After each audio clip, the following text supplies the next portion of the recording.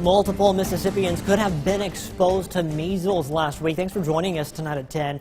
The health alert is coming from the Mississippi Department of Health.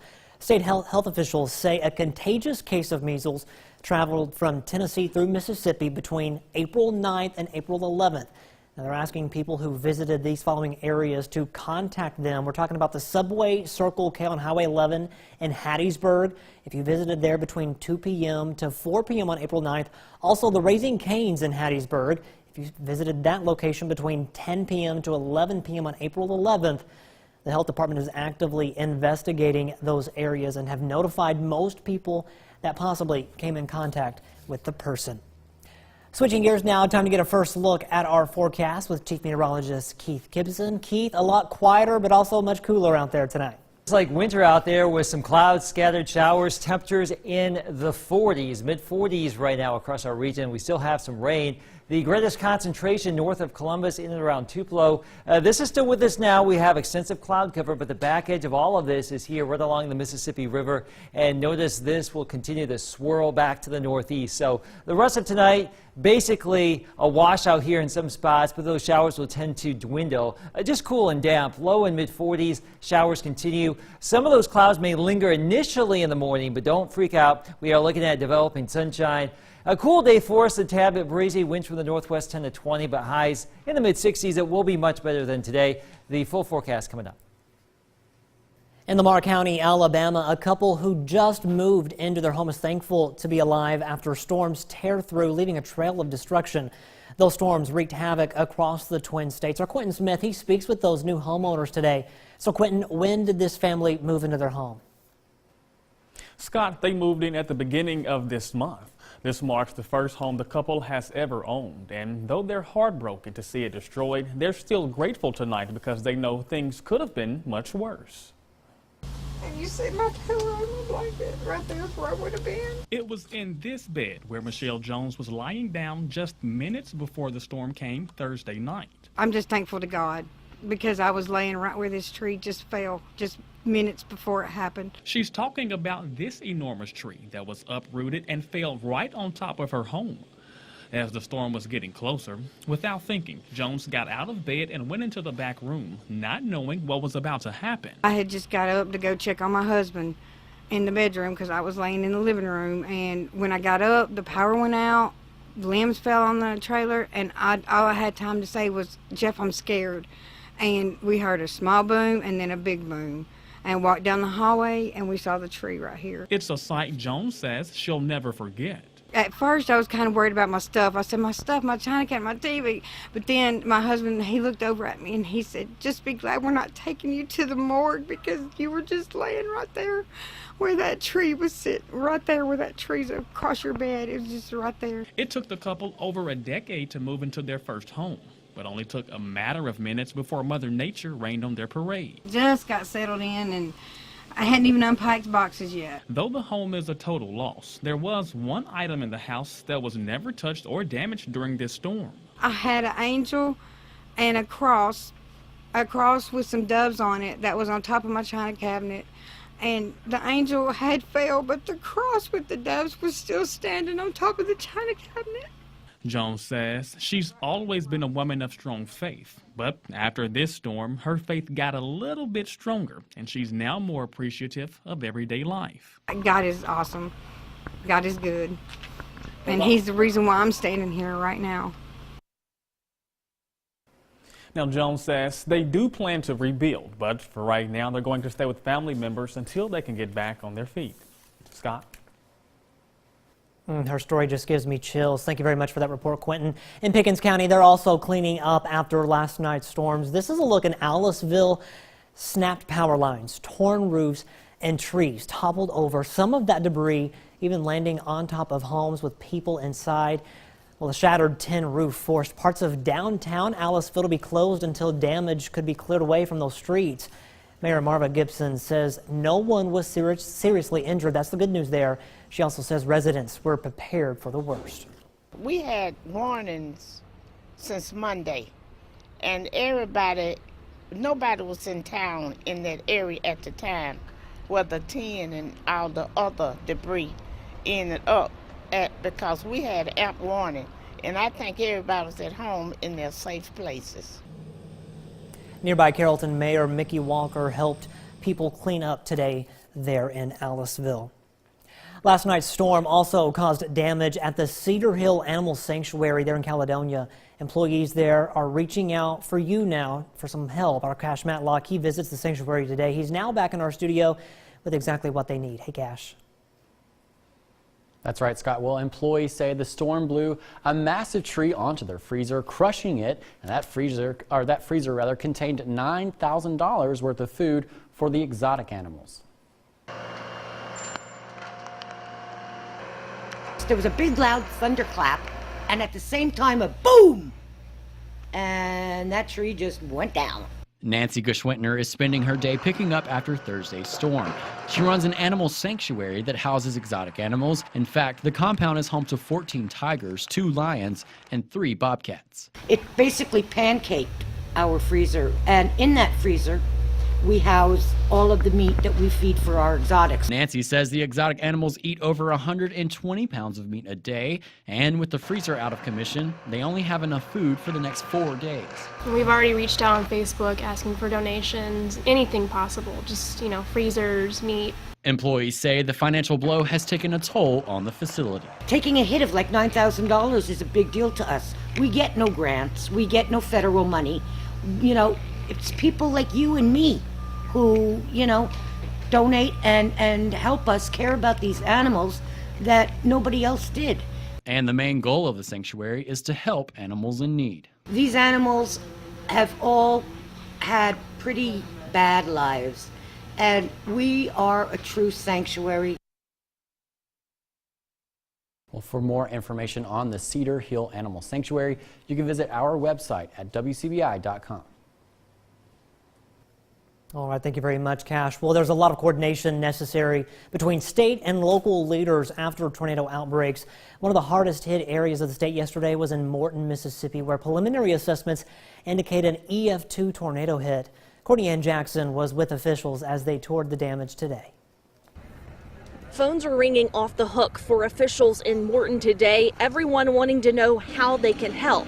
And they're still processing what appears to be a direct hit from a tornado. Crews worked throughout the night to clear debris, clear the structures, make sure we didn't have any fatalities or any injuries. The bulk of the damage is around Dummy Line Road, but after teams initially walked through, the Mississippi Emergency Management Director also arrived to get a visual. It's just heartbreaking, you never get used to seeing it. Every time you come up on a new disaster scene, it's someone else's home, it's someone else's life that's been disrupted, and just really, to be honest with you, I'm ready for the for the April season to get past, so we can try and get some dry weather and hopefully get some relief from some of these storms. Morton's mayor spoke with other residents and doesn't remember a time in recent memory they've taken a hit like this. Usually go around us or over us, but this time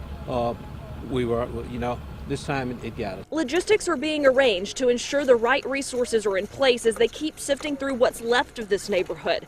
Part of that was bringing in highway patrol to keep sightseers out and those helping in. So blessed when you look around and we've seen that there was no fatalities. We know that we can replace these homes, and we know that we're going to get the help from our congressional district to put their lives back together where they need it, but we can't replace people when they're gone. With multiple tornadic events over the course of just a few days, resources are being stretched thin statewide. It's not just MEMA. We've got Department of Public Safety, MDOT, all of our volunteer agencies, and really 16 emergency support functions across the board that we can draw on, and believe you me, we're drawing on all of them right now. Courtney Ann Jackson, WCBI News. The National Weather Service in Jackson confirming at least 14 tornadoes now with that outbreak in central Mississippi yesterday. Today, though, we were rewarded in Starkville with that nice rainbow. Heading into the weekend, things will be improving weather-wise. More on that after the break. Your WCBI First Alert AccuWeather forecast with Chief Meteorologist Keith Gibson. Easter weekend is here. We will enjoy a nice weekend for a change. It's been a long time coming. 67 Saturday, developing sunshine. 79 Easter Sunday, sunny and warm. Keep the chocolate out of the sun. It will melt with those temperatures. Kroger in Columbus tomorrow morning, 10 until noon. We're programming weather radios. Stop on by. Let's talk weather. and maybe we can just coax you into getting a weather radio, put that in your Easter basket. We'll set it all up for you because we know we can get more storms. We will have more storms. But right now, just some showers here, a live view in downtown Tupelo with our Alpha Insurance camera network. You can see the showers continue here. Some steadier rain from time to time, not as widespread farther south, but this rain will continue as we go throughout the course of the night. And speaking of those tornadoes going to break, look at this rash of tornadoes reported or at least confirmed. These are the reports, but only or up to 14 have been confirmed thus far. Going back the last 72 hours, I want to show you the system as it developed across the high plains. These are just the tornado reports going all the way to the East Coast. And the overall severe weather reports from the plains to the deep south to Florida to the East Coast. This has been a big storm system here as we've gone throughout the course of the last few days, and it's massive. From Central America right now all the way to Canada, we are on the cooler side of it now, but things will be improving as we get into the weekend. Perfect timing, Mother Nature, so you can see the clouds and the showers now. By the time you wake up, 6, 7, 8 o'clock, most of the showers should be off to our east. Some of these clouds may hold back a little bit more than what's depicted here, but the trend will be for developing sun from west to east during the course of our Saturday. Lots of sun as we get into your Easter Sunday. No active weather around here for a while. That's what you need to know with this forecast on our Friday night. Temperatures tomorrow, mid-60s, Tupelo, Aberdeen, Houston, winds from the northwest at 10 to 20. Farther south, same story, 67 in Columbus, 66 in Louisville, 67, 65, 66, give or take here in the West Alabama too, with developing sunshine. A bit breezy, a bit cool, but we'll take it considering where we have been today. Around 70 farther to the south, much cooler over here across northeastern Alabama, where those clouds will be lingering a little bit longer. Here's your AccuWeather 7-day forecast. You can see that great weather for Easter Sunday. Low 80s Monday, Tuesday, Wednesday. A better chance for some rain and storms by Thursday. The dreary weather today couldn't keep kids away from Noxubee General Hospital's annual Easter egg hunt. Well, kids lined up in front of the hospital ready to claim all their goodies. There wasn't much hunting going on, though. Because of the weather, organizers did decide to make the hunt more of a drive-through type pickup. Still a lot of fun for the kiddos. Volunteers handed out bags full of candy and eggs to the kiddos. Tracy Barnes says that she's happy they were still able to host the event. We appreciate seeing kids happy. And if we can put a smile on a child's life, that's just joy for us, especially me. Hey, I'm always happy if there's candy involved. Organizers say that they hope next year's egg hunt will come with better weather. This flu season is one of the longest in 2 decades, and it's not over yet. I'm Wendy Gillette with the new numbers from the CDC. You're watching WCBI News at 10 with Scott Martin. Welcome back, everyone. It's the middle of April, but Americans are still getting the flu. CBS's Wendy Gillette explains why. The Centers for Disease Control and Prevention says this year's flu season is unusually long, one of the longest since 1997 when they started keeping records. This year was the longest flu season we've seen in the past 10 years. Previously, the longest was 20 weeks, and right now we're at 21. One reason, 2 types of flu viruses surfaced at different times. The beginning of the season was H1N1 predominant, and then as that went down, H3N2 viruses went up. We did have 2 different waves of influenza this year. So far this season, up to 41.3 million people showed flu symptoms. Up to 19.4 million visited the doctor, and as many as 610,000 were hospitalized. Flu cases are declining, but doctors say the virus can still spread, even in the warmer weather. Given the way the season is going, if you have flu-like symptoms, there's a good chance you do have flu. An important reminder to take common sense precautions like washing hands and staying home when sick to prevent spreading the virus. Wendy Gillette, CBS News, New York. Yeah, definitely nobody wants to get sick. Well, the CDC estimates as many as 57,000 people have died from the flu this season, including 91 children. Well, still ahead here at 10, it would only be Mississippi State versus Ole Miss to provide a wild and wacky doubleheader. The tale of 2 shutouts highlights our next in sports. Here's WCBI Sports with Tom Ebel. The weather pushed back the start of rivalry softball in Starkville, but it didn't slow down the offense in Game 1. Well, for one of the teams, Ole Miss, winners of 6 of its last 10 against the Bulldogs. Number 16 Rebels traveling to Starkville to take on Mississippi State. In the softball version of the Egg Bowl, top first, no outs, runner at first. Candace Dennis throws a fastball for the strikeout. That would probably be about the only out for a long time for Mississippi State because the Rebels roar back in a big way. Jessica Puck, 2-run homer, adios softball. Have to climb the fence to find that one. 2-0 Ole Miss. And then they just keep on rolling. It was like a party in Starkville for Ole Miss. Kaylee Horton with a base hit to center field. That would load the bases. And mean bad things for Mississippi State. Amanda Roth would take one deep to left field. She gets a double out of this one. 2 more Rebels score. It's 4-0 in the first inning. And they still weren't done. Alyssa Loza in to pitch for the Bulldogs, and Puck again locked in. 6-0 with the bases loaded. She puts on 3 more. Not only the worst loss to Ole Miss in history, but the worst loss in Mississippi State softball history. Rebels winning 21-0.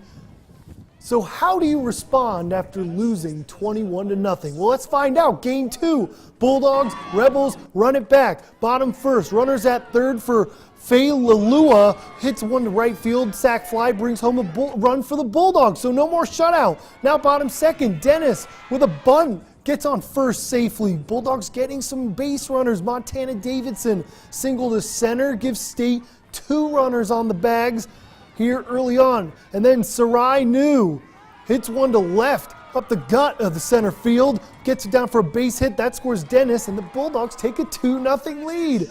Later in the inning, bases loaded for Emily Heimberger.